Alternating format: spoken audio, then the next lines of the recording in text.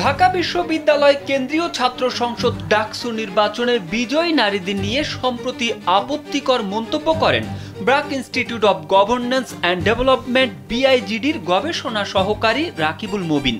জানিয়ে সামাজিক যোগাযোগ মাধ্যমে ব্যাপক সমালোচনা শুরু হয়।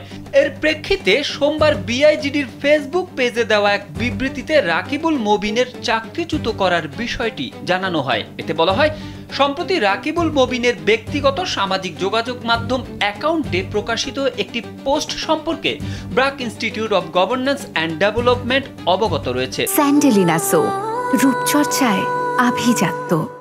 পোস্টটি তার ব্যক্তিগত মতামতের বহিঃপ্রকাশ, তবে এটি কোনোভাবে বিআইজিডির মূল্যবোধ, মান বা প্রাতিষ্ঠানিক অবস্থানকে প্রতিফলিত করে না। তার ব্যক্তিগত মতামত বিআইজিডির প্রাতিষ্ঠানিক মতামত হিসেবে গণ্য করাও উচিত নয়। বিবৃতিতে বলা হয়, যথাযথ পদক্ষেপ অনুসরণ করে আমাদের নৈতিক ও পেশাদারী অবস্থান সমুন্নত রেখে আমরা জড়িত ব্যক্তির সঙ্গে সম্পর্কের অবসান টেনেছি। গত 10 সেপ্টেম্বর ঢাবির সিনেট ভবনে ডাকসু নির্বাচনের ফল প্রকাশের সময় শিবির সমর্থিত ঐক্যবদ্ধ শিক্ষার্থী জোট প্যানেলের 4 জন নারী প্রার্থী জয়ী হয়। তারা একে অন্যকে জড়িয়ে ধরে উল্লাস করেন। সেই ছবিটি শেয়ার করে আপত্তিকর মন্তব্য করেন রাকিবুল মুবিন।